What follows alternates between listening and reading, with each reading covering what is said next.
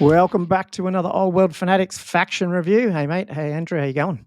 Yeah, good. Thanks, Gommo. How you going? Good. What have we got on today? Ooh, got another little faction review, I think. Yeah, One the of your, Waaaaghh. I can't yeah, yell one that of like I yours. should. Yeah, I was thinking I was Yeah. going to try to find like some cool sound effect, but then I realized I can't put sound effects in this streaming product or Just got to whatever. make So them yourself. I've never been one to yell the Waaaaghh, but maybe they need to enforce that in the rules. Yeah. Might do it. Well, everyone would have seen probably from the YouTube channel that we're going to look at the Orc and Goblin Tribes today. I think the vampire one's going pretty good, and people seem to like that. So we thought we'd jump straight back on a couple of days later and smash out another one.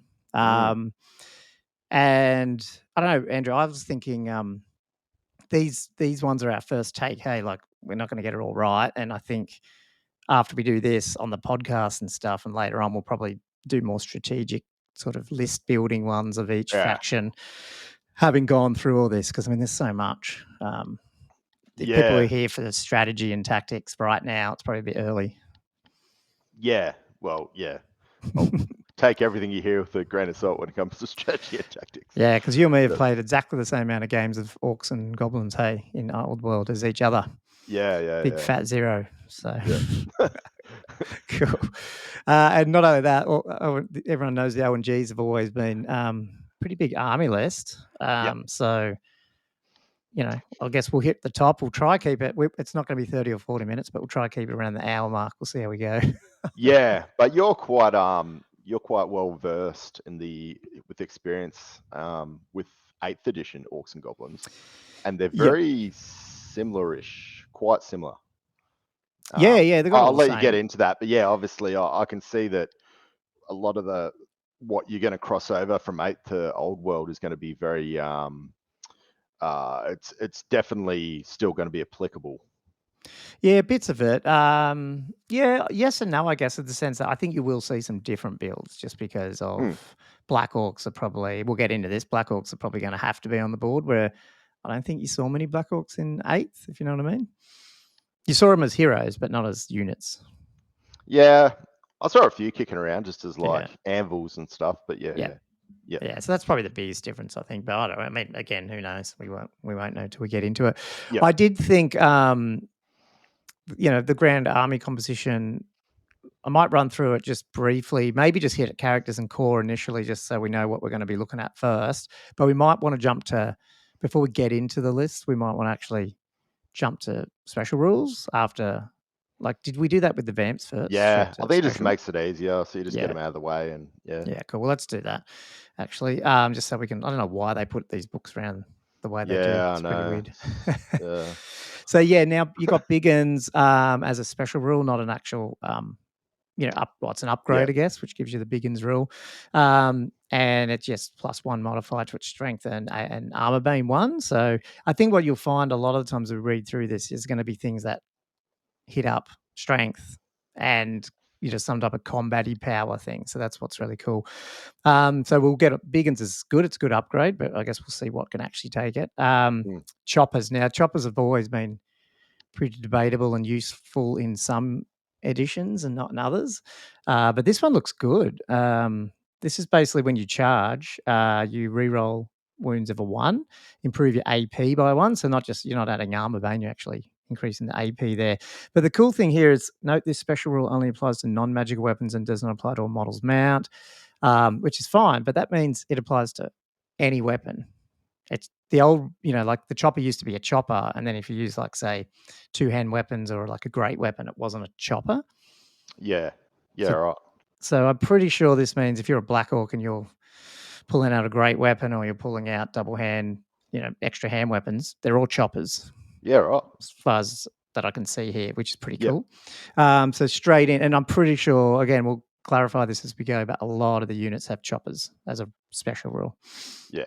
Which is cool.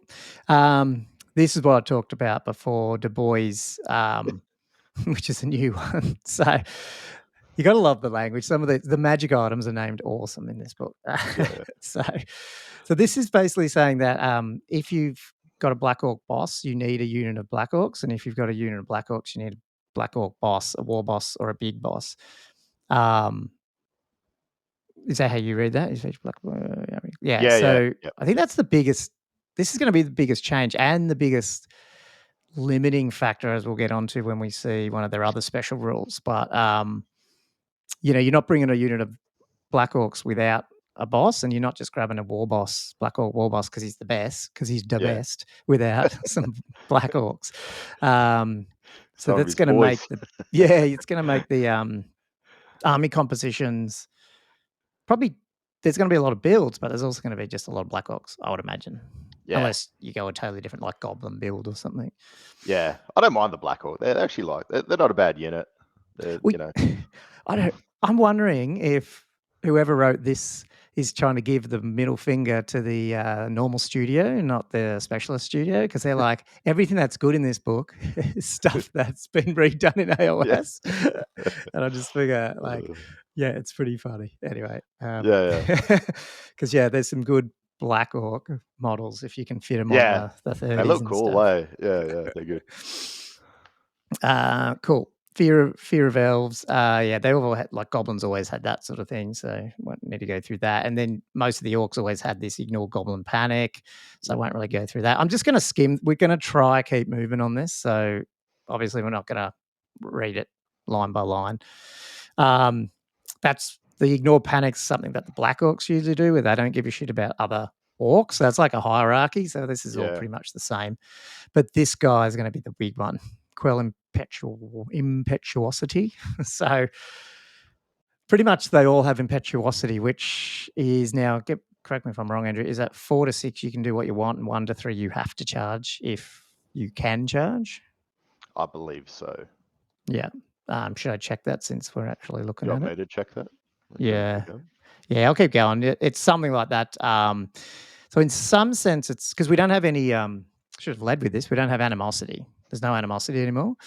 So your guys are not going to be fighting each other, but they might be trying to fight combats you don't want them to fight. Yeah. So probably doesn't matter so much mid-game, but beginning of the game, you might have people shooting off in weird directions. And Black Orcs, when I went through this, I was quite surprised. Oh, well, is a surprise the right word? I'm not sure. But there's not that many ways to quell impetuosity apart from Black Orcs, really. So that's, again, I think you're going to struggle if you go all orcs and stuff to have an army that isn't at least testing impetuosity. You're correct. 1 to 3, they must declare a charge, and 4+ act as normal. Yeah, so like that's, animosity used to, you had to roll a 1 and then you had to roll some other fail to actually charge. Yeah. Or if you had frenzied Black or Savage build, at least you're having to test frenzy. I think you could test in 8th to not charge. Is that right? Whereas 6 you had to charge. So I think at different editions. But that was only the Savage Orcs. So I don't know. I feel like this is going to hit the Orc and Goblin player harder than even Animosity did if you're not thinking about it. Yeah. So anyway, we'll have to see. To be honest, I didn't go and look in the big blue book as if there was other ways to get rid of Impetuous, but something to think about in the future. I think Tusker Charge is pretty much the same. Most of the balls have it, so they just got +1 strength on the charge. I'm pretty sure that is. And here's another AP characteristic of -1. So that's pretty usual. Yeah. The Waaaagh's changed, and I don't mind this. It's like the characters have the Waaagh now, so you're going to be able to call it. It's not like you call it once and your army does something. It's actually on the character. This character may attempt to invoke the power of the Waaagh by making leadership tests. If it's passed until your next starter turn subphase, this character then mount in any Orc unit they have joined. Reroll hits of natural 1 and claim an additional +1 combat result. So that's cool. Interestingly, what do you think? Let's just see. Oh, okay, I was about to say, damn, is it cumulative? But it's not. I was going to say, can you have 2 characters in the one unit and call Waaagh at the same time?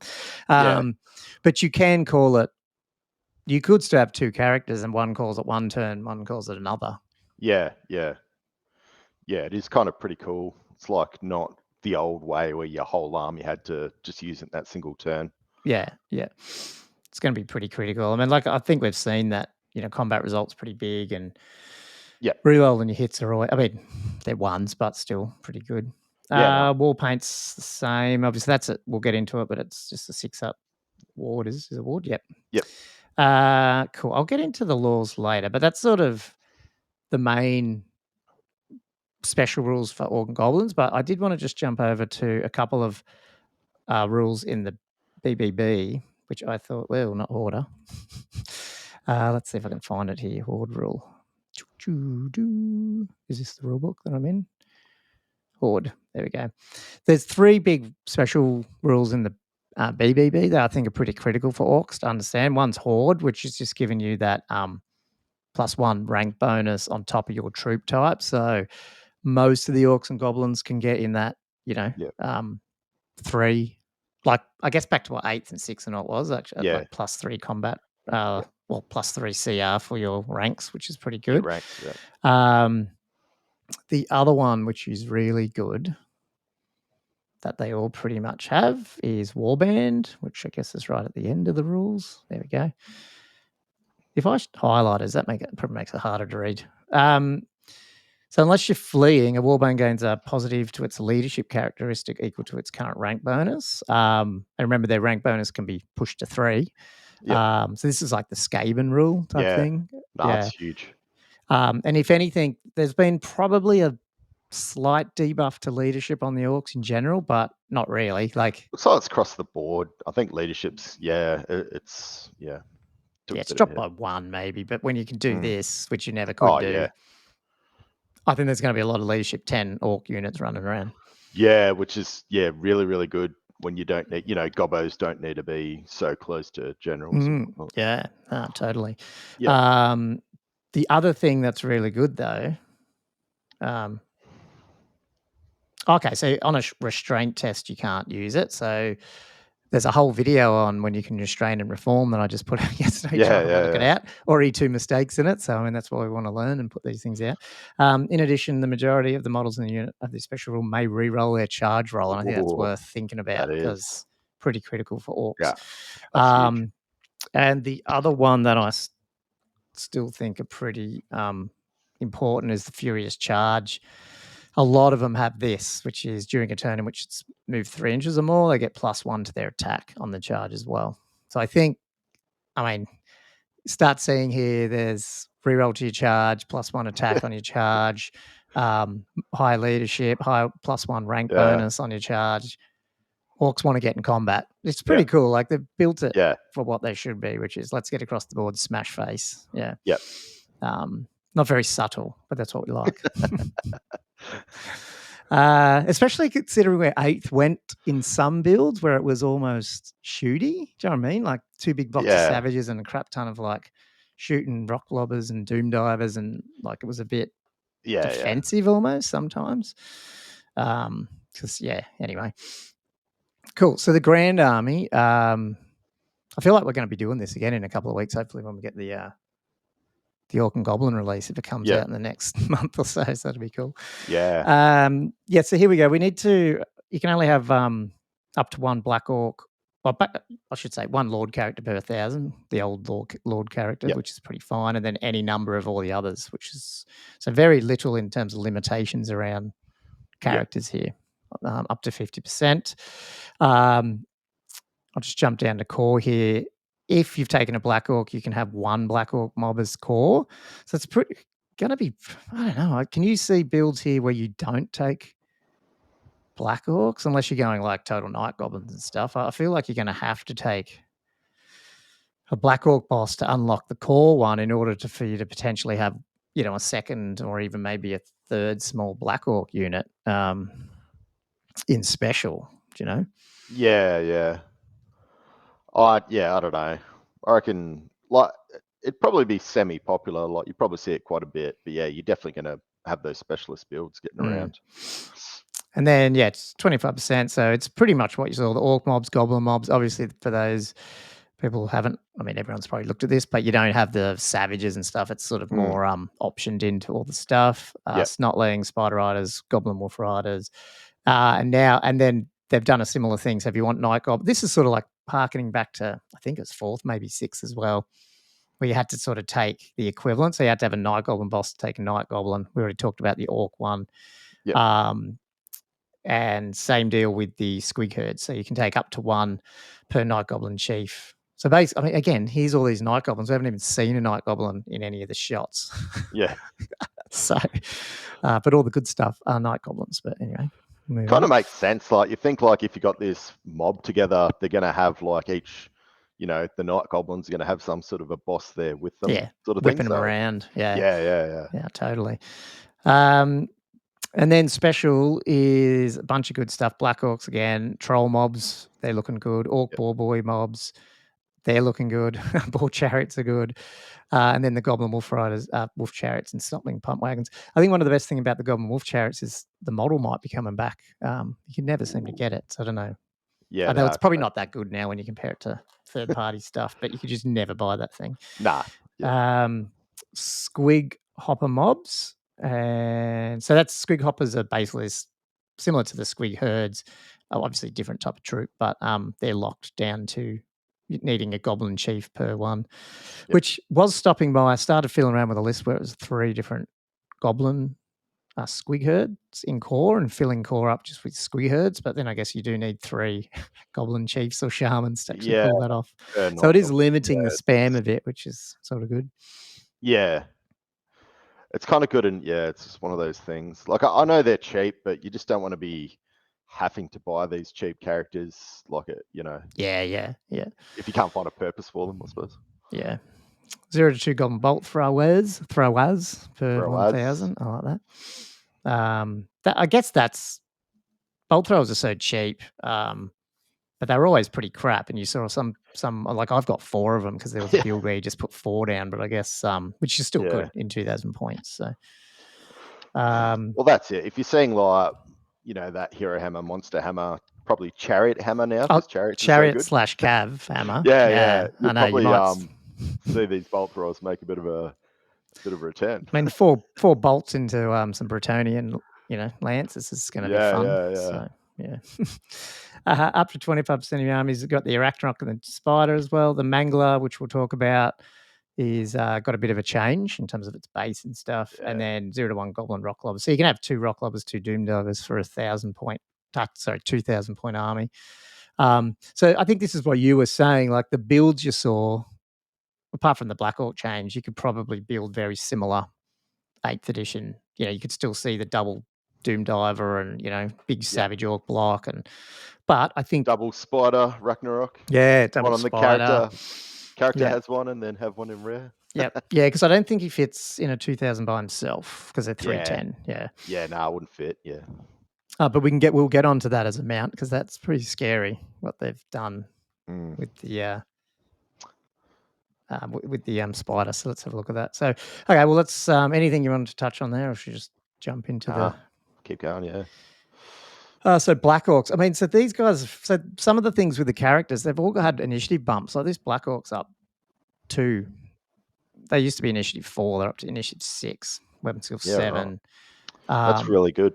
Really. Yeah, good. I mean that's getting on par with what's the initiative of like a human or what's the elf? That'll be 7, wouldn't it? Must be. Yeah, probably not quite an elf, but yeah, definitely the humans. They used to be below that, so that's really good. I thought they were down like almost dwarf level, but no, they're really good. 6 is fantastic. Yeah, so that's good. They've as I said, some of them when you go to orcs, I think they had a pip of leadership back. I think you could get a leadership 9 standard orc war boss. But I really don't think it matters that much given the warband rule. So is that one of the rules. So this guy's full plate armor straight out. So is that full plate? Is that 4? Yeah. 4 straight up. Yeah. So, but he can get shield as well. So he can get to 3. There's obviously magic items. You can easily get this guy to a 2 up. No worries. There's a really cool magic item. I feel like I might cover some magic items. Or do you want to do characters and then we'll jump into magic items? Because I think they blend really well before we get into the quagmire of all the units. Yeah, agreed.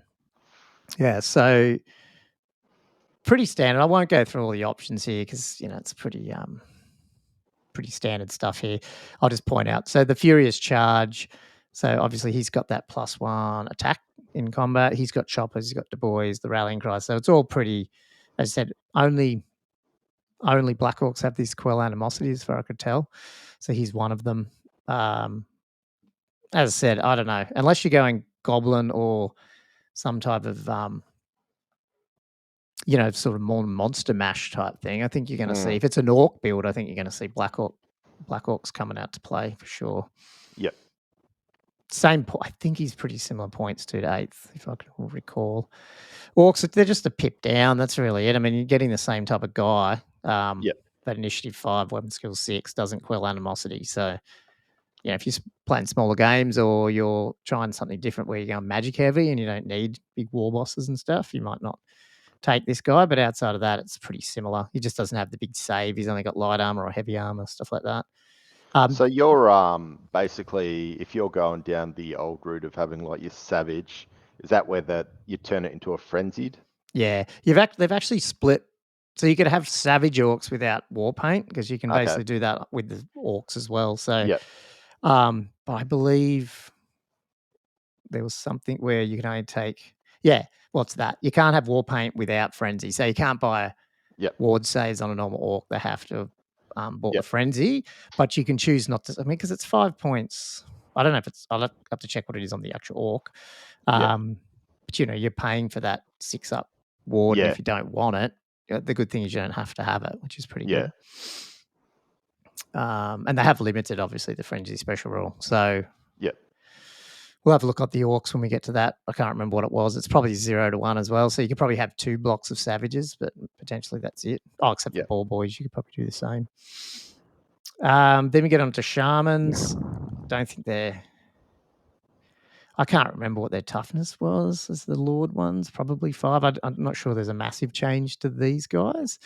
The cool thing they do have as orcs, though, is they've got the mob rule, which if they're in that unit of 10 or more orcs, they're getting +1 to casting roll. So I thought, having played a game now, I'm like, the more benefits you can get from casting gives you more options. You might be able to say, just take a level 3 and getting some buffs from this stuff.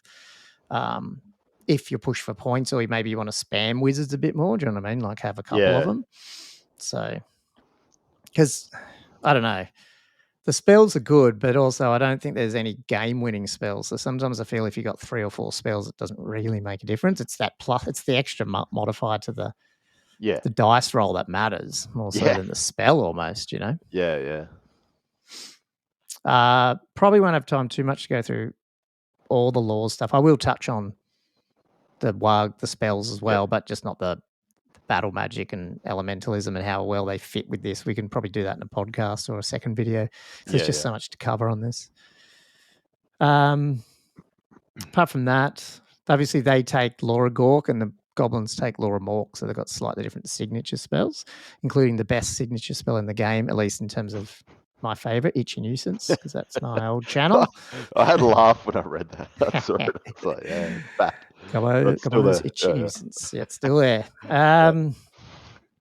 Cool. Goblin Big Bosses, same sort of thing. Probably nothing on there worth overly talking about. I mean, as you said, you're getting these goblins down to 35 points if you want to, get a Night Goblin. Well, the Night Goblin one's probably here. Yeah. He's 30 points, so you can throw a few of these big bosses around if you need to unlock, squigs and stuff. They're still pretty cheap. I'll just jump. Is there anything? Goblin Shamans, they don't have any other rules. It's just the orcs that have that buff. So the orcs are probably going to be a bit more oomph in magic. They also have access to battle magic, where the gobos only have the elementalism.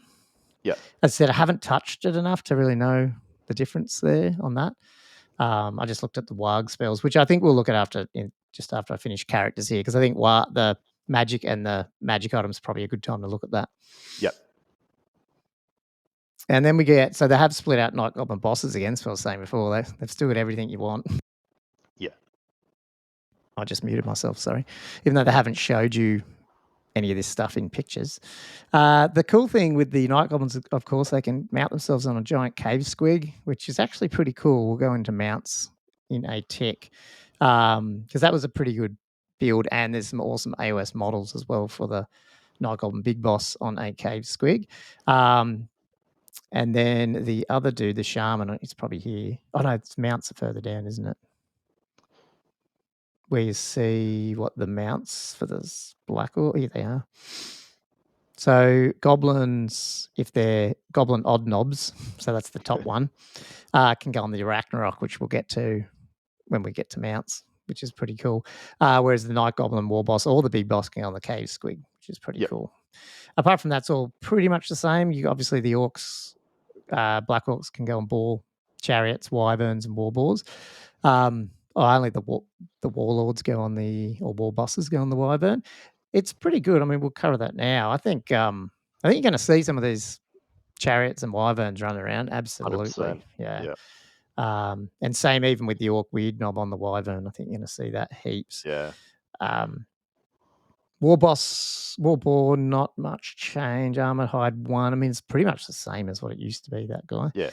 The giant wolves have chariot runners, which so do the actual goblin wolf riders. So once we get to infantry or cav, we can talk through that. Some pretty nice options. So the giant cave squig, I'm just going to skip over the spider for now. I mean, it's okay, but poison attacks. I mean, you might see that, but I think you're more going to see this giant cave squig running around with potential squig hoppers, for example, where it's random movement, but 3 strength, 5 killing blow attacks, I think it is. Armor being 1, and then knocking your goblin up to toughness, potentially up to toughness 5. Yep. Oh, sorry, toughness 5. He's already got wounds. Yeah. 4, sorry, with 4 wounds. Yeah. Yeah. It's pretty, and then impact hits D3 as well. I mean, worst case is random movement. That's the issue with him. Yeah. So yeah, points wise, it's quite cheap. Actually, that's one thing I didn't check, but I'm just assuming is random movement still like it used to be, where you don't have to declare the charge. You just, if you roll enough, you can just charge, and they don't get a response. Let you know. So I didn't get to that. I forgot. I remember. I was thinking to myself last night. I should check that, but yeah, I'm getting too lazy and just thinking it's the same as like 8th, but but like 25 points, because I can't remember what I was looking at when I was trying to. There's another mount we were looking at, and I was like, oh, how much is a wound worth? Because that's basically what it is. You're getting this extra wound, but on top of it, you're getting 3 killing blow attacks and everything for 25 points. It's pretty good. Yeah. And you put that on a big boss, that's 55 points. If you run him naked, he's 55 points with, what is that, 4? No, it'd be 3 wounds for a Night Goblin big boss. So not that big, but it'd be funny if you had a few of these running around. Definitely unlocks the squigs. It's the same as 8th, basically. So yeah, you roll, and if you make contact with a unit, you count as charged, and they have to hold. Yeah. Yeah, I think you might see some of these. They're always fun. As I said, they're awesome models. You join these guys up with the squigs from AOS. Yeah, they're good, and they'd fit on these bases. No worries, I reckon. Yeah, 100%. Cool. Okay, so just before I jump into like the where's the actual mounts? Because it looks like they're towards down. the bottom. They're with like the monsters. Okay. Let me just touch on the mounts. Like monsters and chariots. Yeah, it's in a bit of, it's in a weird sort of. Yeah, so the wyvern, 130 points for an extra pip of toughness and 4 wounds. It's pretty good. Yeah. That's still about that 30 so points for a wound, but you're getting, I mean, you only get 3 attacks. That's pretty common. I think strength 6, I do have my book here. I can't remember if that's what they were. In 8th. Do you remember what they were in 8th? I've got it here. No. Nah, it's too annoying. I can't find it. It'd be, summary. Here we go. No, same. Weapon skill 5, strength 6, 5 wounds. Yeah, so but they are better because you're adding that together, like combined profile. You're going to see these guys. Yeah, with certain weapons that you'll probably hit later. yeah, probably. Yeah. yeah. Yeah. Nah, they're gonna be good. Yeah. No, totally. The worst thing about this guy, after playing our game the other day, is some of the wyverns you used to buy came on a 50 by 50. 50 by 50, yeah. When the 50 by 100 was the re-released, I think, Waaaaghh model. I think I even pulled him off that and put him on a 50x50 for like 9th age, and that would have been awesome because one of the things you find with that long base is you can't get in between things sometimes. Yeah. Whereas Smaller base is always better than if you had the 50x50. But I thought they might, when I first thought of it, I thought they might have had one of those options where you could do 50x50 or 50x100 because he did come out on a 50. Yeah. But no, that's annoying.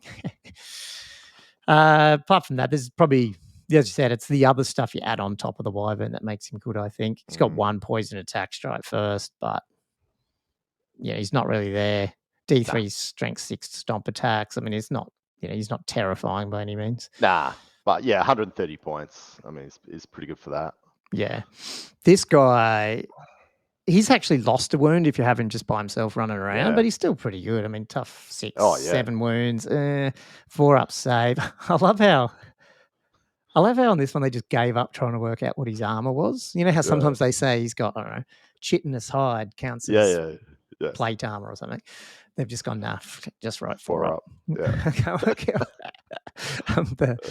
The good thing is poison attacks. That's awesome. I think that was the same. But I mean, you've got 8 crew plus 6 attacks on the Arachnarok. It's all going out with poison attacks, which is pretty cool.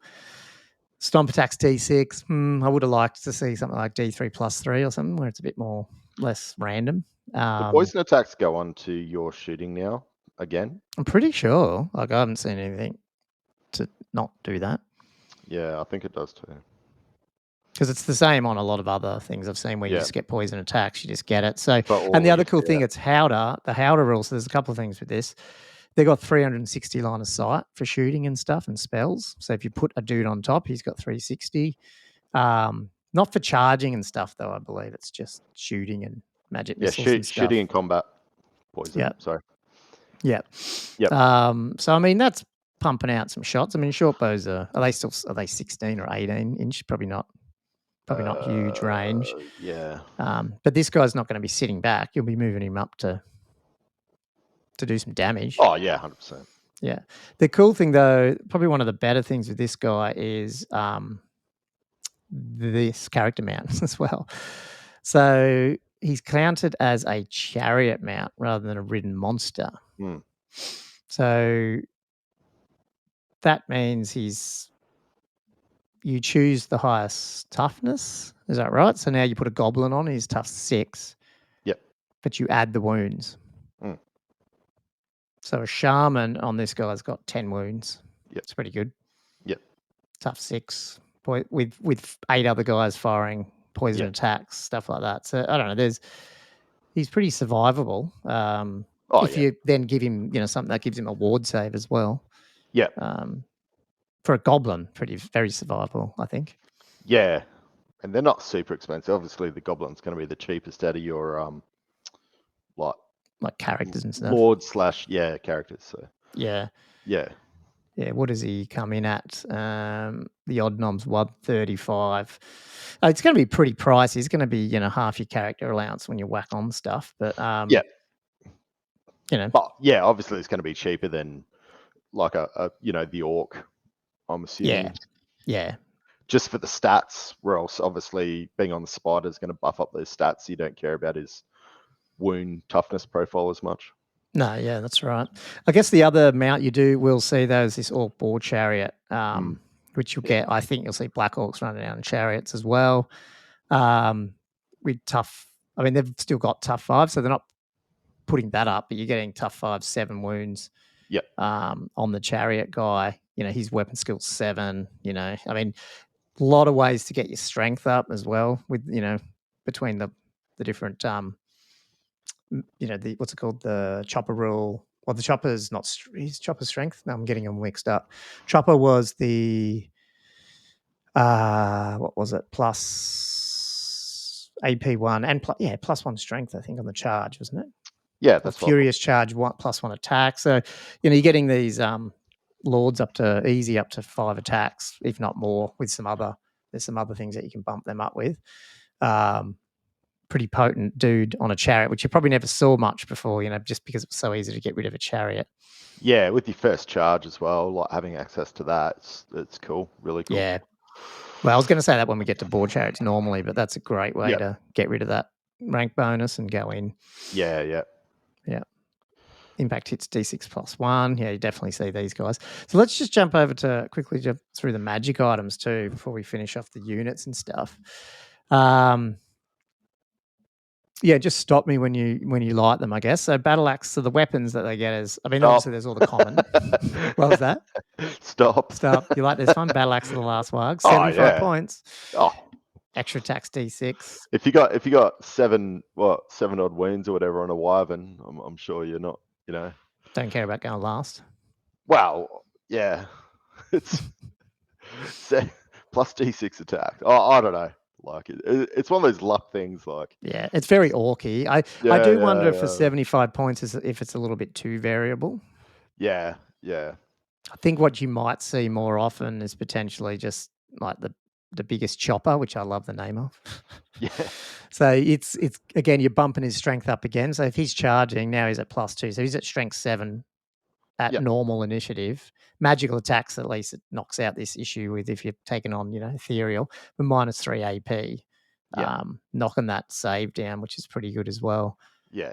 So I think you might see that one for 35 points. I think the problem with this one's just if you had 150 points of magic items, you might do it, but still might see it. I'm just saying it like if you just had one guy, like I don't mind the builds where you kind of have because you got the points to play with, so you could have like just one big beat stick getting around trying to get in a flank or something, and I mean that's one hell of a beat stick if you got +2 strength, -2 AP, plus your D6 attacks. But yeah, a lot of people just. But it has to be a Lord guy. That's the issue there too. Yeah.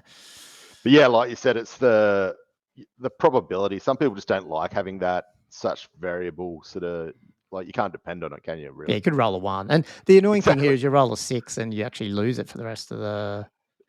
Yeah. Oh, hang on, at the end of the current. Oh yeah, no, you lose it totally. Doesn't it? Loses the extra attacks for the end of the current combat phase. Yeah, so then it's gone. Yeah, okay. Yeah, that sucks.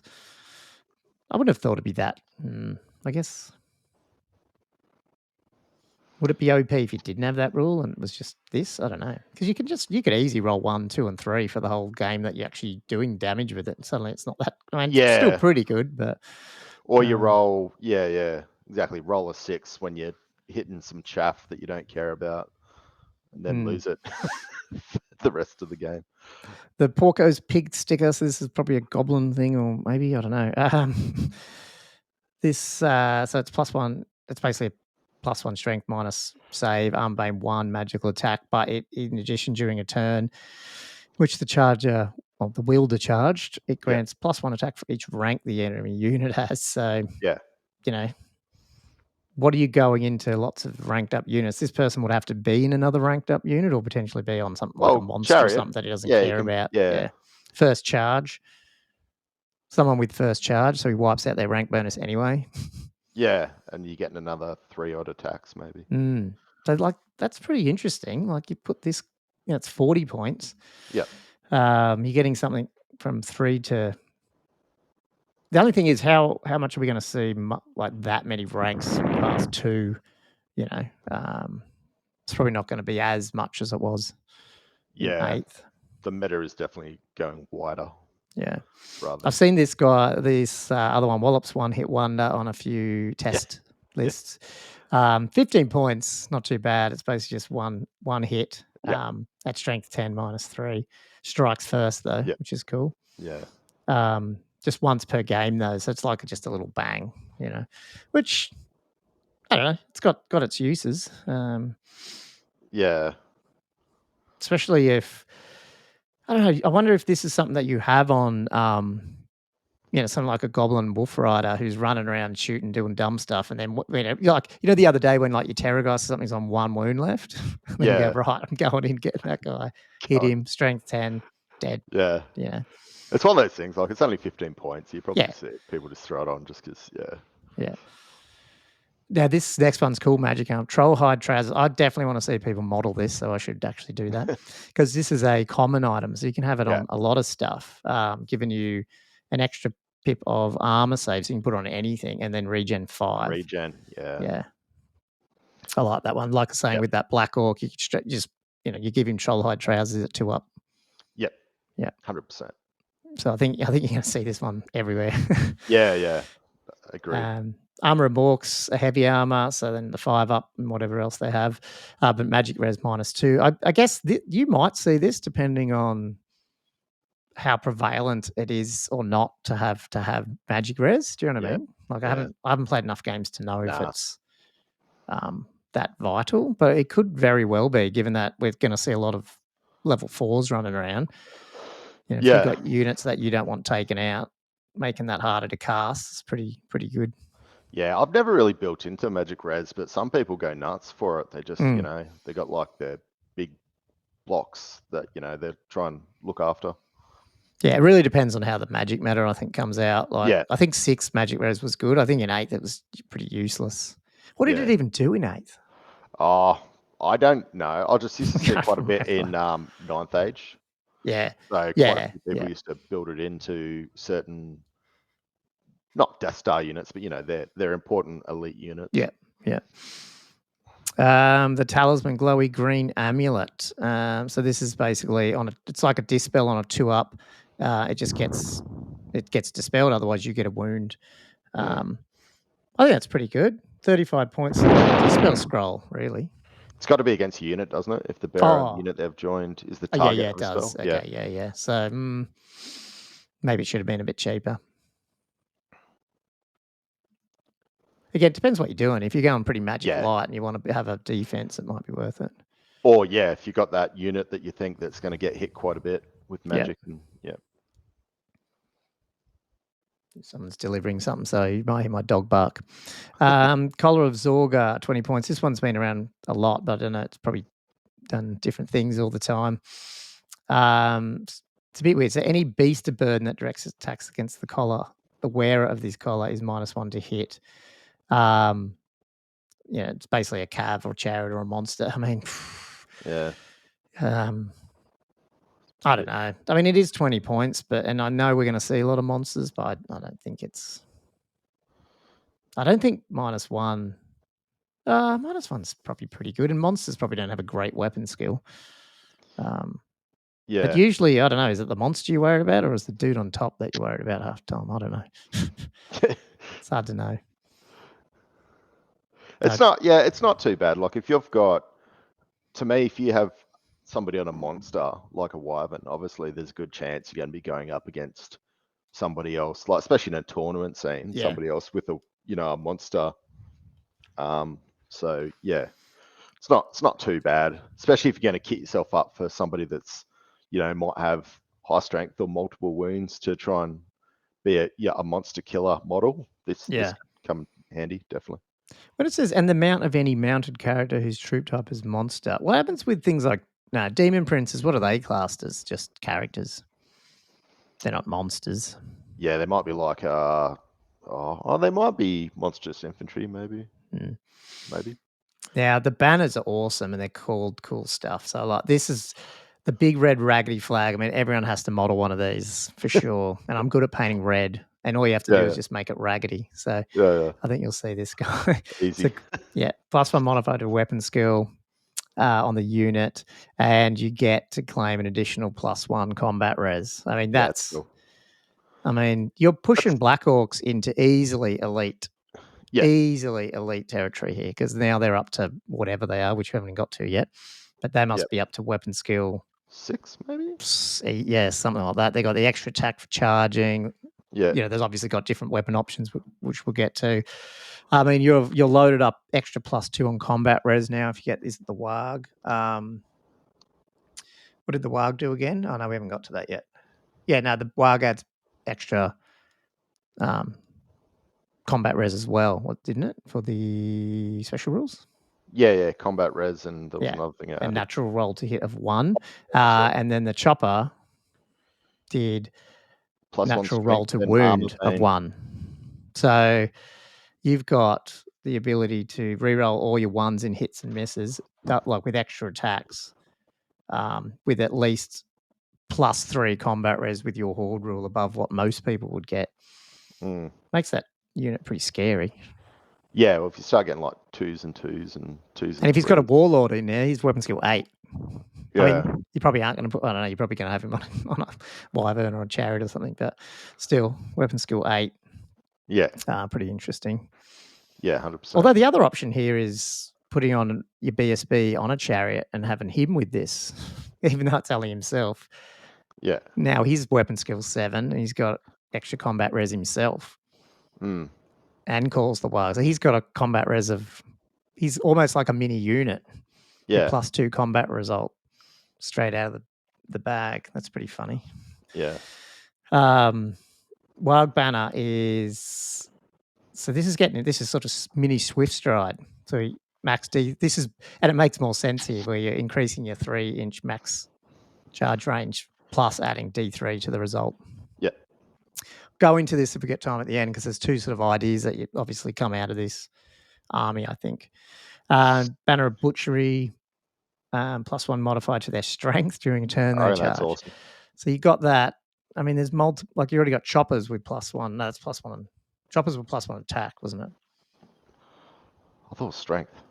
Oh God! See, now I'm getting a little confused. There's so many different ways to get all your. Yeah. Armor piercing. Sorry, improves their weapons by 1. Armor piercing. Oh yeah, and then reroll. And reroll the ones. Yeah. It's the big uns that have the extra strength. So if you that's right. If you got big uns, yeah, I'm getting confused. Yeah, there is so many combat buffs and all these there things. is. Yeah, this is probably the lowest one. Just reroll panic test, which, potentially you might want to have that if you've got some people flanking out. Yeah, like Wolf Riders and stuff. 20 points, pretty good. Enchanted, big boss at. So another thing that you can model. It's when he's not in combat, he can basically rev up the guys for a leadership test and make himself unbreakable, just for that sub phase. So it's obviously something where it's an amble where you've moved them. You're going to take a massive charge, and you just hopefully pass your leadership test, and you're not moving anywhere. Yeah. That's pretty good. That is 50 good. points though. Like you basically built that into your list. Yep. Where like maybe it's ball boys or something that you're going to rev up there. Yeah. Or some smaller unit that's a bit still, I don't know, toughness 4 or 5 type thing, so they don't get totally destroyed, but they're unbreakable. So at least one's left, or he's left. That's about it. Could you put this on like the squig? Well, even if you just had like a unit of orcs that, you might be waiting for the biggins or black orcs to hopefully finish off their combat, might just be something you could just add to a less elite unit just to help it stick around for another. Yeah. Yeah. The add button at. And you can have this multiple times. So it's just giving you impact, not cumulative, I'm assuming, but or you can't have it on the same person. You could have it in multiple the multiple units, I guess, just giving you impact hits 1 at AP -2. It's not bad, 15 points. Yeah. Guess could you put this on the character on the chariot, so you just add an extra impact hit, but it's at his impact It'd be the character's, then, I guess. Yeah. If it's strength 5, it wouldn't be terrible. Fungus Wine, leadership test for night goblins. If they pass, they're immune to psych, single use. I mean, pretty good. Again, that giving you more ways to sort of stay spread out, especially if you're putting generals and stuff on chariots and they're taking off and leaving everyone behind. Yeah. Because that was pretty common where you hit the night goblins and they'd panic and they never got to use their fanatics and stuff. Yes, in that. Which is going to happen less anyway, because you got the fallback in good order if they're still at 50%. Yep. They're not really going to run off. The glittering whatnots. So on a 4-up, you reflect the spell back at the caster. The caster gets a chance to dispel it. That's pretty funny. Yeah. 40 points though. They start eating into your character. Yeah, they do. That's the problem. The wobbly Guzbob's knobbly staff. This one, you'll see this. Once per turn, the bearer of the staff rerolls casting rolls. Yeah. Oh yeah. Once per turn. That's see that great. heats. Yeah. Yeah. And then the idle mork is basically increasing your range of your dispel. This one's awesome. Yeah, this is. and may re-roll the dispel roll. Once per turn. Yeah. 30 points. You can put this on a good level 4 and actually have a massive 27-inch dispel range, or you could go, no, I'm going to play that level 2. But now I'm 21-inch range, a bit closer. Plus, I'm re-rolling. A re-roll, yeah, that's huge. I think you'll see these a lot. Yeah, they're cool. They're both really good. Yeah, cool. So, taking into account those things as we run through these, the Black Orc mob, pretty much same points, same everything. These are the first. And his weapon skill 4. Sorry, I thought it was 5. Yeah, so you can take them up to 5, which is still good. Yep. Yeah, still pretty good. Actually, yeah, they were just 4, were they? Or did they drop a pip of weapon skill? For some reason, I thought they were 5. No, they're 4 and 8. 4. They might have been 5 and 6. I can't remember. This is the first motley crew that I've run into. I'm assuming it's in things like the Empire Militia and stuff. I'm not sure, but basically, you pick what items each troop has. It's like it's actually, to me, it's a bit annoying. It's a bit confusing. Yeah. They should have just done what 8th did, where it's like you choose what weapon you want to attack with. Do you know, is the Slayers like this? Because I haven't looked at it. I'm not sure. Because the Slayers always had the similar rule, didn't they? Did they? Or did they just... Didn't Slayers have the rule where they could just pick any weapon? Like they could use a great weapon, or they could use 2-hand weapons, or... Yeah, they did. To be honest, I sort of... Oh, sorry, I threw that at you without telling you. That's cool. Yeah, I'll look it up. I just got too excited with my undead. I've just dwarves it. Distant second at the moment. I'll just push them back a bit. Yeah, but look, you're gonna have to bring Black Orcs just to quell this animal. I think if you had an army where they were orcs without that had a lot of this impetuosity rule, you're just gonna not have much control over them. Yeah, they do have motley crew. Yeah, okay, it's the same. Yeah. Yep. So it's a little bit weird. You've got to, I guess you go off really the easiest one is you do what's on the model, but then you have to, like, when you take damage, you've got to sort of try and manage it to what is actually in the fighting ranks. So, like, if you've got everything in the fighting ranks, great weapons, when they die, you got to take great weapon ones off there, stuff like that. So, I don't know, a little bit of micromanagement, which I think 100%. A bit annoying. It is. Orc mobs. Again, this is going back to your point right at the beginning. Yeah, you choose what you want to do around, like, if you want to put big uns on them, or you want to, like, put their frenzy rule on. And if you do your frenzy, you can get your war paint, and that big stabber, frenzy one. So you can basically build your savage orcs. I haven't actually done the point addition, because you're looking at, like, what, +1 there, +2, so 7 points. So it's... Oh, and then what have they got? They got war bows. Interesting to see that, because you saw savages heaps. Yeah, savage orcs. Yeah, 8 points per model, savage orcs. And what was the big un upgrade? Because you could have savage orc big uns, couldn't you? But that was special, probably. Savage orc ball boys. Or were they not? I can't remember. Oh, hang on. Are they biggins? No, I can't find them. Sorry, guys. Entire... biggins, 2 points per model. So Savage Orc biggins would be 10 and 8 for normal Savage Orcs with a hand weapon. But spears and bows were both adding 1. So here you've got war bows at 7 points, or spears for 8.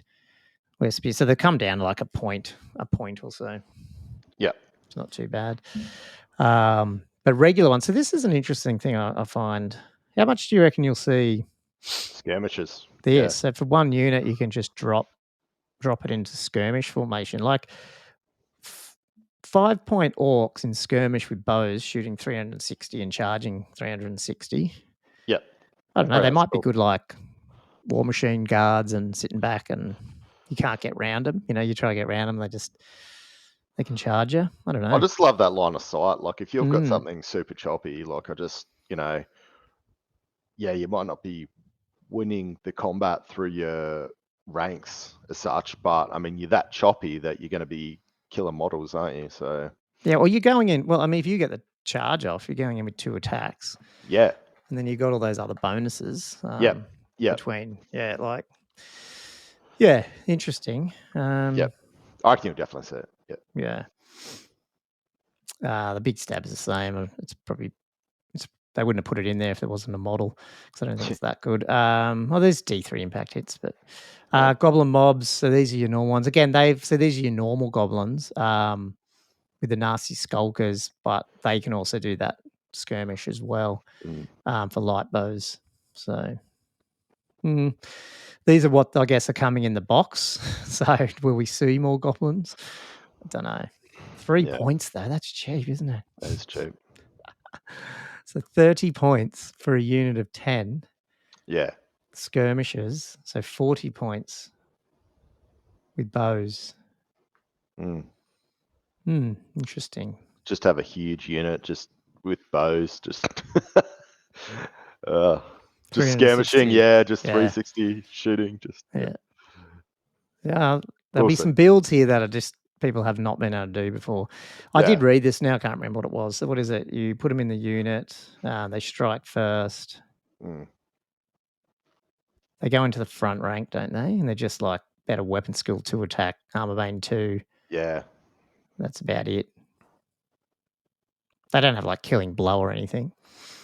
I didn't think so. I don't think. Now, the only thing is that. So, how do these guys work in the sense that if I put them there, there's limits about how many characters you can have. These are just regular infantry. They're not characters.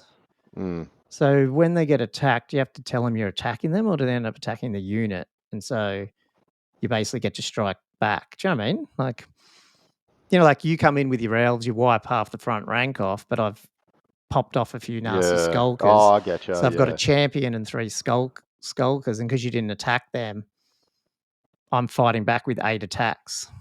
Yeah. Don't know. Yeah, it's a bit of a loophole, it seems.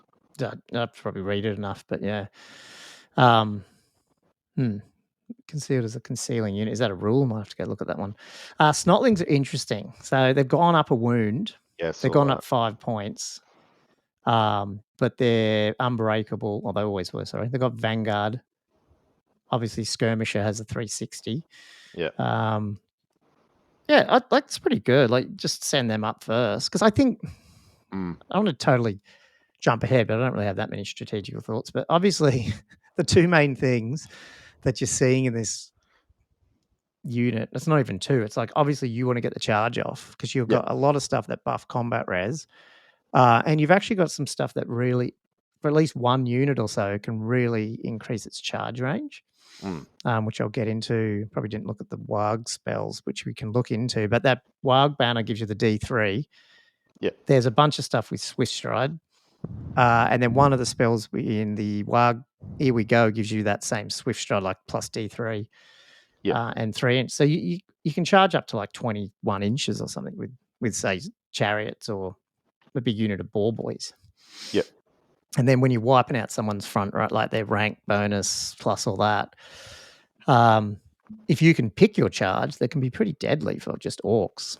So then these guys might be used to really stop your opponent stopping your charge. Yeah, I mean, like you get the charge you want. So. Yeah, exactly.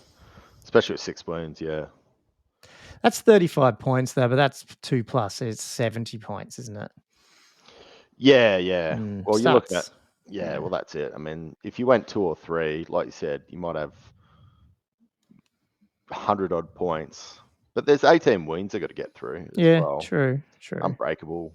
And these guys aren't going to be crumbling, so they're just going to sit there. Yeah, they're just going to sit there. You got to get through those 18 wounds. So. Yeah. Night Goblins, so pretty much, it's your netter or your fanatic carrier, so pretty much the same. The netters are still good. I think you'll see them again. Like they disappeared for a bit, but I think they're worth it sometimes. Just to give you -1 modifier strength characteristic. Now, hang on. Enemy is tangled until the end of the combat phase. Yeah, so, I mean, one of the things you want to do with this is potentially combo it, you know what I mean? Like, don't just take your Night Goblins in, but take your Night Goblins with the other unit, the big unit, the goblin's got no right being in, but your Black Orcs are with them as well. And suddenly you're knocking, Chaos Warriors down a pip of strength or whatever, and now you're able to survive longer to take them out. Yeah, exactly. So that's always been a useful thing. It would, definitely have your big unit going in and them sort of corner clipping, I suppose. Yeah. A bit. Now, the cool thing, though, is obviously the fanatics. And I reckon, I haven't done the maths, but I think they're better. Have you read them? Oh, I had a quick squeeze. It's, I don't know if they got that 8-inch thing where they pop out. No, they don't. So basically, I didn't read that anymore. Yes, basically at the start of your turn, you choose to plonk them out. Yep. During any start of turn. So I can plonk it out in yours or mine, and I can just I pick 3 inches out from my unit, and then I roll the 2d6, but I can point it in the direction I want initially. Yep. So what, an average 2d6 is 7. So this thing could go 10 inches. Yeah. On average, turn 1. I can do it in your phase, my phase. I can wait till you're closer. Like the annoying thing about the 8-inch thing was majority of the time your fanatics didn't hit because 8 inches is slightly above your average roll. And so a lot of the time they just, and then they went everywhere, and then or somebody forced them out. You're just like, oh. Yeah. So that, that is so much better. And then the other thing is, see, that's what that one is.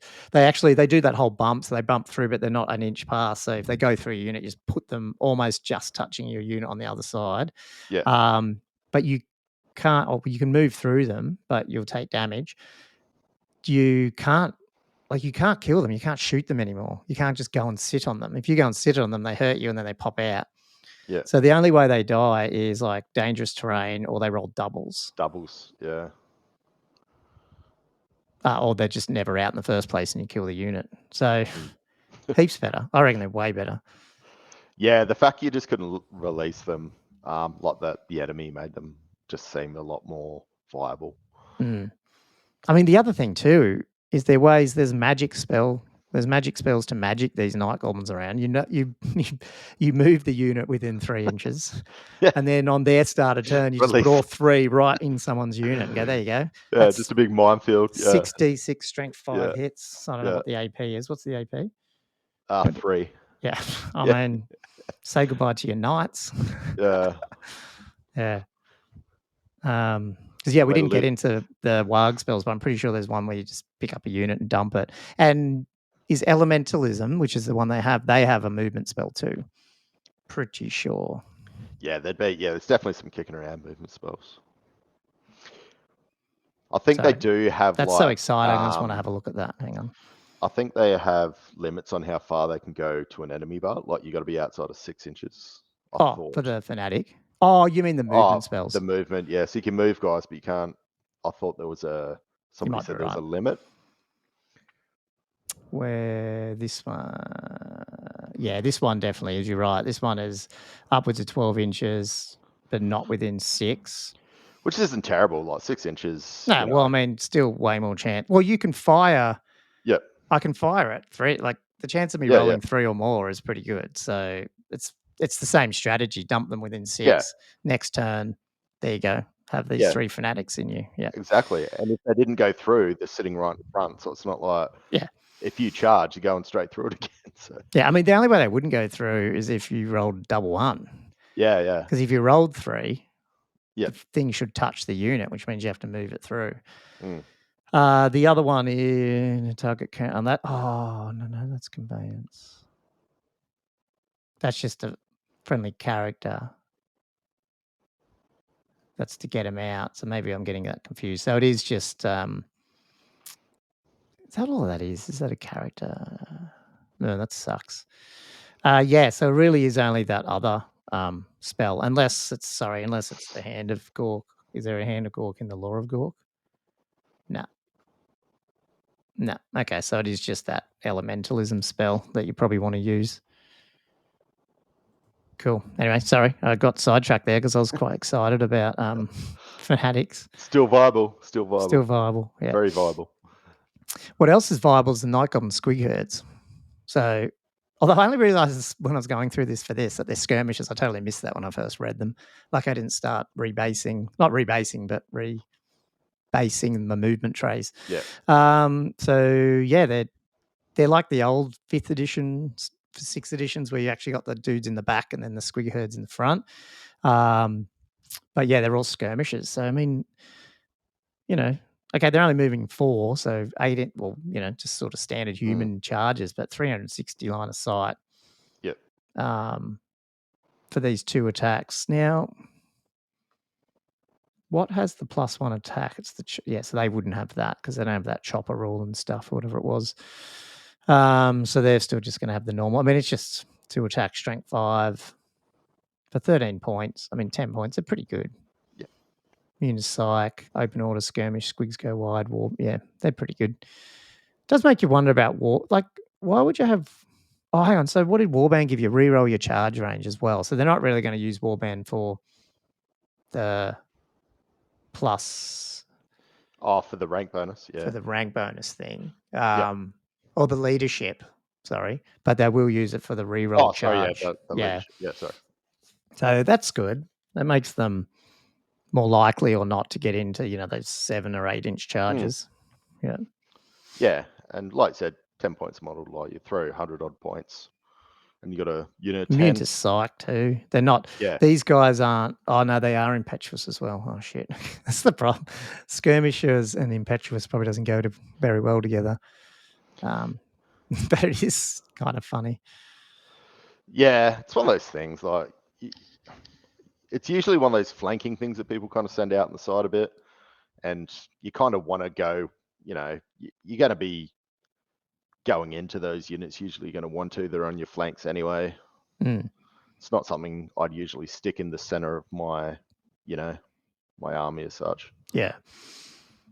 I mean, originally though, when I was looking at this, the first thing I thought of can I make a whole army, because these are core? Can I make a whole army of like squigs? But they'd be probably not as good as that. I mean, they've got no save, tough 3. They probably are a pretty support unit, Yeah, and obviously, like leadership. If you don't win for whatever reason, probably not sticking around. Trolls.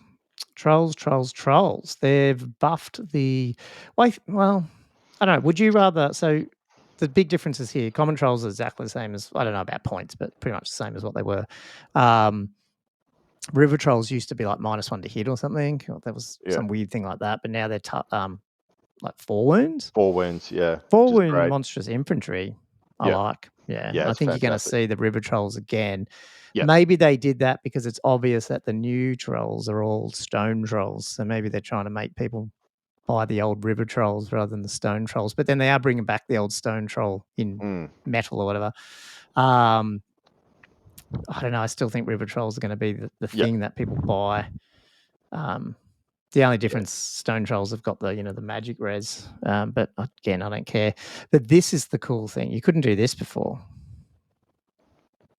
The additional hand weapon. The great weapon. Yeah. So because I'm already initiative 1. So low, yeah. It's like so I got 4 wounds, tough 4, that's not great, but strength 7. Yeah, it is. Strength 7's great. I think I got another delivery here. I can't believe the dog hasn't gone off. She's actually I think, I mean, 4 points goes to 53 points a model. You probably want 3 at least. They're getting up there, but that's still pretty cool. Yeah. You could really throw them into some good stuff to try and kill. Yeah. And what's then you get... Yeah, and this is an additional attack. Up on your stone troll as well. Yeah, vomit. Yep. Yeah, you still get the 1 vomit attack. Hits automatically just at the normal strength, though. It's strength 3 minus 2 AP. It used to be like a no armor save. You used to spew on like knights and stuff, so it's not as good. Oh yeah, I remember you spewed on my blood knights. Oh, no. Yeah. You killed them all. I was just like, oh, damn it. No, that's good. What do we got here? Orc boy mobs. I think you'll see these. You never saw them in 8th because it just didn't stand up. But, now you can go 4 wide. Yep. Get them down to, I think they can take a heavy armor. So you can get them to probably a 3-up save, I think. with the Armored Hide one. Yeah, so you can get them to a 3-up save. They got the Furious Charge. They got the Counter Charge, and they got the. I thought they had it. Do they have the? No, sorry. What was the other? No, they don't have First Charge. Sorry, I thought they had First Charge. They don't. The Chariots got First Charge. I think you'll combo Chariots with these guys. Knock out someone's rank bonus. Biggins going 2 points, and they're cheap. What are they? 15 points. Yeah, is that? I'm not a big Cav guy, so I don't know if that's cheap or not. Is that cheap? That's cheap. That is cheap. Yeah, because I know the big knights like Brett's, they're in that high 20s, if not higher, aren't they? Yeah. So, obviously, Grails are probably different, but to get Biggins, like that'd be good. And then your mount's doing strength 4 on the charge as well. Yeah. So I reckon that'd be a. They got the chopper really rules, so they're getting their extra attacks and stuff. These are the ones I think you want to try and like buff up with Here We Go and maybe a banner and really try and make them go across the board in one big hit. Like really just, pick a unit that you go, okay, I'm just going to run right through that one, and they're not aware of how far I can go, and bang, and then suddenly they got this orc bus running around in their backfield. And a chariot. If you had a chariot and a big good kitted up ball boy mob, that'd hurt. That'd hurt. Yeah. Spider Eyes, poison attacks, move through cover. That's pretty cool. But they're put. Apart from the poison, they probably don't have a lot going for them. I wish they were a bit quicker. Wolf Riders, the good thing about these is they've got excellent models. So obviously, if you take I won't even call them AOS models. They're Warhammer Fantasy models that I reckon were made before they decided to kill the game. They're not. They do not fit the Gloom Spike Gits at all. No. It's embarrassing they're even in that book. So, I'm buying some of them for these guys, that's for sure. Yeah, they are. They got the Feigned Flight. You can buy the reserve. Also, you can buy the Feigned Flight, the reserve move. They got the Chariot Runners. So, I mean, there is an option here to have them in front of the chariots, you know what I mean, and just try to screen anyone hitting your chariots. But, I don't know how much that's useful or not, given that, if you fire and flee, then you expose your chariot anyway. So, I don't think I know how to use Chariot Runners. I've just got them in Tomb Kings. I haven't used them yet, so it'll be interesting to see how that plays, but I'm not sure yet. Squig Hopper Mobs. I want to get these going because, it's similar to the Squigs, but they're random. They're, basically chariots. Not chariots, Cavs with impact hits.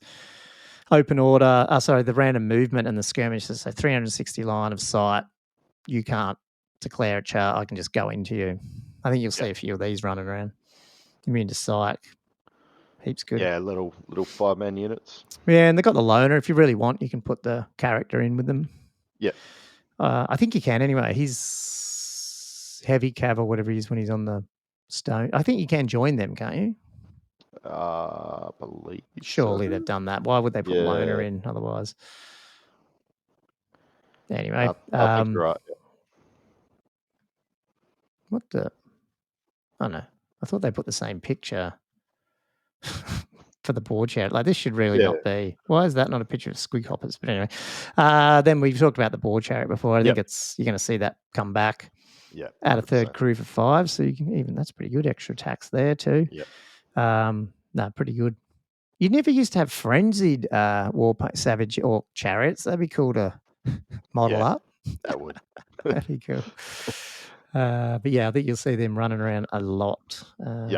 Shame you can't put them in units with more impact hits, but that'd be funny.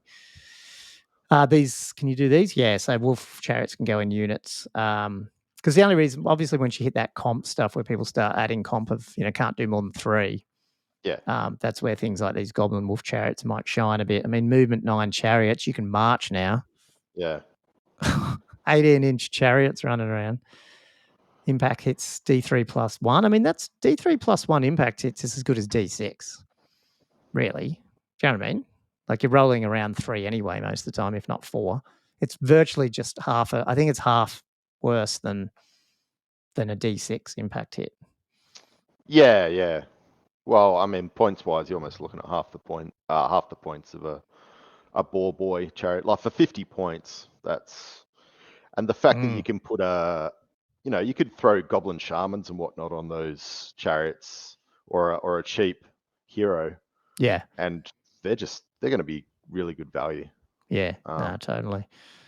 I don't know what I don't think you'd add a third one unless that was the model you're using. Would you? Maybe you would. You'd get an extra attack from the mounts. And we all know the mounts are the ones that do damage, so maybe you would. I don't know. Certainly you might on your character mounts. Snotling Pump Wagon. I don't know if he looks similar that he's always been. Armor Bane 3, immune to psyching, but yeah. Don't know. I was never a fan, but they're 35 points. 35 points though, yeah. Why wouldn't you? Exactly. Why wouldn't you? I've got one modelled up. Yeah. We talked about Wyverns. The Arachnarok we sort of talked about. I think you'll see that guy. 100%. Biggest thing with all these is just trying to fit him in 2,000 points. So the Mangler, the biggest difference here, he's gone onto a base. But apart from that, fairly similar. Was he always D6 attacks as well? I thought it was 2d6 for some reason. Oh, I thought that was the hit. Yeah, that was the hit when you ran into someone. Yeah, so it's got impact hits, and then it's got stomp attacks. So it's got like. So he's got. Well, he's got more than technically, probably. So that's why they've reduced it. Yeah, you're right. It used to be 2d6. Forgot about that. It's so random. And he used to be 3 wounds, so he's gone up in wounds. Yeah. No, he's still pretty good. He's got the timber, which that's pretty. Isn't that pretty controllable? Is that where you fall over? Yeah. The giants have got it? Yeah. Yeah.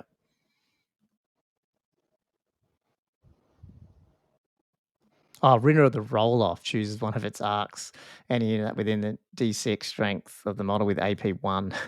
So it's still a roll-off. Okay, it's random, but still. Yeah. I mean, if he's gone in by himself, there's no one. Like, I don't care. Yeah. So, yeah. Can't hit that. Can't hit that. Impact hits are at strength with -2 and killing blow. Oh, hang on. Sorry. Impact hits are -3. His D6 attacks are at killing blow. He's pretty good. Colossal Bane. Yeah. Oh, yeah. 100%. He's just going to look weird on a square base, like a rectangular base. But I've got 2 of them just to do up from the box. So definitely need to get them modelled up. I've got 2 old recast ones, but they're crap. Need to get rid of them. Giant. Do we need to get... I think he's better, but I don't know. Yeah. I reckon it's a little bit better. Yeah. It's expensive, 200 points, but it's just the pickup and attack. Yeah, this one where it's just the initiative test. Yeah. So you can't pick up a character, you just pick up. This is what's trying to work out. A unit, and then it's 4 up, you can do it again. Yeah, but you can't pick who you pick up, can you? I don't think so. I don't know. You just pick up rank and file. Regular infantry or heavy infantry whose troop type, 1 or more units. Attack an enemy unit of regular heavy units that the joins engage. The unit must suddenly take initiative test. A victim is picked up.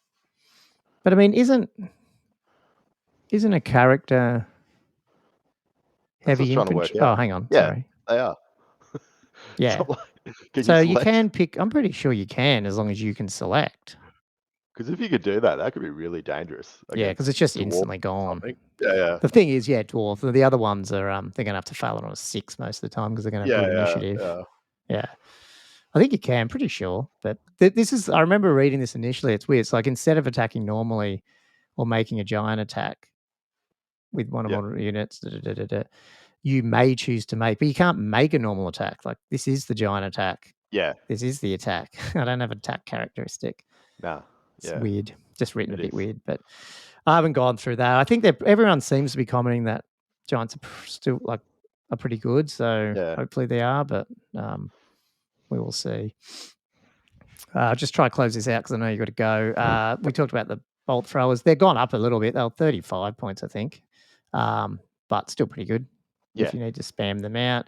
I think the Doom Dive is the worst. They got the nerf bat, I think, because they're just a normal chariot, stone thrower. So technically, I guess they are a bigger hit. Yeah. And you can D3 it back, stuff like that. But there's no armor save and stuff. They're just whatever the normal rock lobber is. Not sure, given templates have been nerfed, with the size of the units and all that you're really going to see these guys that much. Yeah. Unless I've missed something. No. Same as that. I mean, you might just because they're 75 points. But the good thing is they're gone up in wounds a little bit too. I mean, they haven't. But yeah. 4 wounds rather than just 3, so that might be okay. Then you can buy the bully to give him an extra one, I think. So, might be a bit more survivable. I don't know. Overall, that's pretty much it. Overall, I mean, I'm liking it. I just think there's going to be a few builds here. And as I said, the first ones are going to be obvious ones are, how do I make use of all those combat res buffs, maybe with some big characters because if you go to the combat res buffs, you can afford to bring more characters on mounts and stuff and chariots that don't have that static combat res if you're getting it from somewhere else. Yeah. And that fast, here we go, swift stride, Waaaaghh banner, all that sort of stuff to add extra chance that you're actually going to make a long bomb charge. So, yeah, they're built to run across the board and hit smack mouth, I guess. Good. It's good. I love boar boys, and I love now that they're a good build with chariots. Like, I could just see chariots and boar boys. And, yeah. I think I can see that a lot now. I think, which... I mean, I can see mixed orc army as well, like the standard orc and goblin. 100%, yeah. I think you didn't see that. The competitive orc build, and unless you were a really niche player and knew what you're doing, ended up just being the big savage blocks and stuff with artillery. I don't think you'll see that. Like, artillery is shit compared to what it was. Black orcs and all that are just better now, probably. Yeah. So I think you're going to see... But I think you still might see a lot of skewed lists in the sense that they're like that. We're just going all cav, all monsters, all, and just trying to min-max a bit, which is fun because you get to see really themed armies. And, for a modeler's army, there's a lot of options in AOS, all that sort of stuff, as well as third party, which we'll do a whole different podcast on, I think. But yeah, just those magic items and the name of them. I reckon there's so many model opportunities to make these fun. So 100%. I think slow grow type stuff that I might do if we do like a Tale of Four Gamers YouTube thing. I think I might do orcs and goblins to slowly build up a brand new army, because I think they're just fun to do. So I don't know. Any closing thoughts? Because I know you got 5 minutes, so we probably Nah. I reckon it's good. And then obviously, hopefully, we keep rolling on with these. Hopefully, we can get Josh on soon to do one of his side project armies. Bretzel Woods, for sure. Yeah, or even Dark Elves, maybe. Is he doing any other? He's doing I don't know if he's doing Dark Elves for the old world though, as such. You know what I mean? Yeah, he should. I'm guessing he's going to know the rules reasonably well. Yeah. Actually, sorry. You know what we didn't cover? Just quickly, the laws. Just the 2 laws. Just quickly here. The assailment spell. One cool thing that I picked up, and I think we're all starting to talk a bit about it, is assailment spells are in combat and you do them every turn. Like, I totally didn't pick up on that, and I don't think it came up in our battle. But I don't know. The more you think about combat wizards or putting them in combat on a big mount, they can do a lot more damage just with these assailment spells that are going out every turn, like 2 times around. It's pretty interesting. This one's strength 6 with multiple wounds, D3 special rules. Special rule. Potential. So it's pretty high casting though. But if you're on a monster and you're attacking another monster and they're tough, 6, like this is this extra one you're getting off twice a turn. Plonk someone down. No armor save. The Gaze of Gork's what it used to be, this big random line that just takes stuff out that's over it. I mean, again, depending on the army, situational, could do some damage, but other times it doesn't do anything, I think the Goblin ones are probably better. Well, this one's a Hex, which is reroll any armor saves of a natural 6. I think that's pretty cool for a Hex. And then the good old Itchy Nuisance minus D3 toughness and initiative. I think that's awesome. That is awesome. Yeah, that is so good. Yeah. So good old Itchy Nuisance. I think you'll see Itchy Nuisance pop up a fair bit. I'm not totally sold on these 2. Maybe it depends how combat you go with your Orc Shaman, I guess. Cool. Sorry, we didn't cover them, but they maybe weren't as synergistic as I thought. They've already got their whole deck, the Waaaaghh one, which again we didn't even cover either. I thought we did, and then I totally forgot about it while we were talking. Was there anything? Did you remember anything in the Waaaaghh one that was? We talked about the movement spell. I haven't gone through it. You can quickly get through it. Yeah. Okay. So the fist is another assailment. It's 5 inches. only scatters D3+1, but it's friend or foe under it. Imagine doing that every combat phase. I mean, if you don't mind getting smashed by it, but it's a bit worrying. 21-inch magic missiles always pretty cool. It's just single strength 7, but multi-wounds D3. So depending on what you're hitting, that's good. That is good, yeah. Taking out war machines as well. Pretty cool. Hand of Gork. This is that pickup. This is picking up a character. But again, if you've got stuff on big mounts and stuff, I think that's pretty cool. Or to get it out of combat. Yeah. That is, yeah. Like, yeah, you know what I mean? Like, that might be useful. No, it is. Or to put it into a position to do a better charge, you know. But again, you've already moved, so it's a bit hard. Bad Moon Rising is a hex, minus D3 weapon skill and initiative. Imagine comboing that one with Itchy Nuisance. Yeah, with the toughness. So minus D3 to your weapon skill and your initiative, and then another minus D3 to your initiative and your toughness. So you can't hit, and then you're getting hit. That'd be cool. Yeah. And then this one, I actually like this one, Enchantment, Evil Sunshine, and I think that's the one I made note of here. Next turn, friendly units that within the casters reroll hits of natural 1 and improve the armor piercing of their weapons by 1. No, maybe. Bad. Oh, it was this one. What I was thinking with this one is you combo it with if you put your wizard dude on the spider and you're sending this guy in, because then you've all those poison shots and poison attacks, you're getting it, you're rerolling your 1s. And you're actually doing something with the armor piercing, because they wouldn't be armor piercing, but now they are. Yeah. No, it's good. Might be useful. For 9.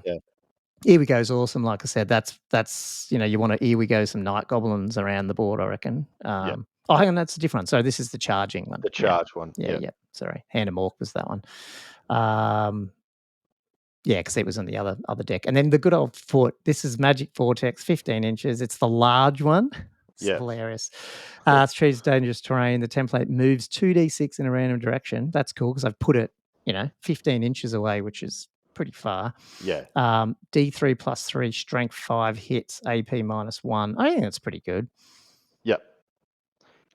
Yeah, it's not scary, but it's 5 inches. Let's move it. Yeah, exactly. So I think that's pretty good considering how Magic's more supportive. You can really knock some units down where then you can go into them, take them out. And if that's floating around in front of you, it's like, well, what do you do? It's like dangerous terrain. Do I want to go through it? Do I not? Yeah, I know. Yeah. So I think I think there's some good spells in the Waaaaghh deck, but I think you probably also want to try and get that movement spell and the elemental one as well if you got night goblins. So it's going to be interesting. Take the Law Familiar, grab that spell, grab Itchy Nuisance, you're set. Yeah. Set for a good day. Hey, well, that's probably enough Waaaaghh for a Monday.